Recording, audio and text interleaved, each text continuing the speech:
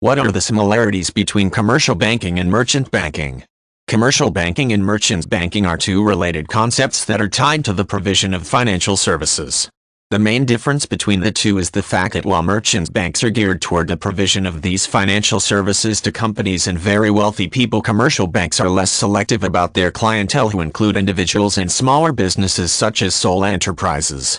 As such, the similarities between commercial banking and merchant banking can be drawn from the fact that they are both focused on the provision of different types of financial services to their various clients.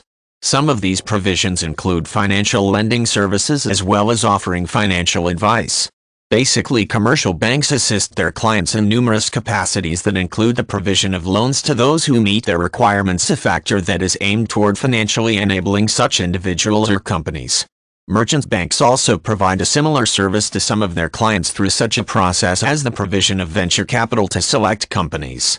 Venture capital serves as a financial enabler for new companies that lack the financial capacity to fully provide the necessary resources needed to establish the company. Usually, merchant banks conduct a full analysis of new companies with the aim of discovering the potential for growth in companies that may be in a high-risk industry. The assistance provided to these new companies is usually in the form of a purchase of equity in the companies, which is a contrast to commercial banks that provide the finance in other forms that include loans and lines of credit.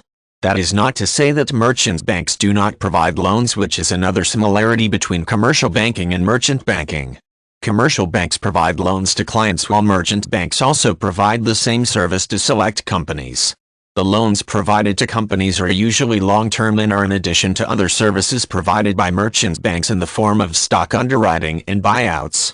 Another relationship between commercial banking and merchant banking is in the area of the provision of financial advice to clients. Commercial banks may analyze the financial profile of clients who seek objects like loans and other types of services with the aim of finding out the best manner in which to render a more effective service.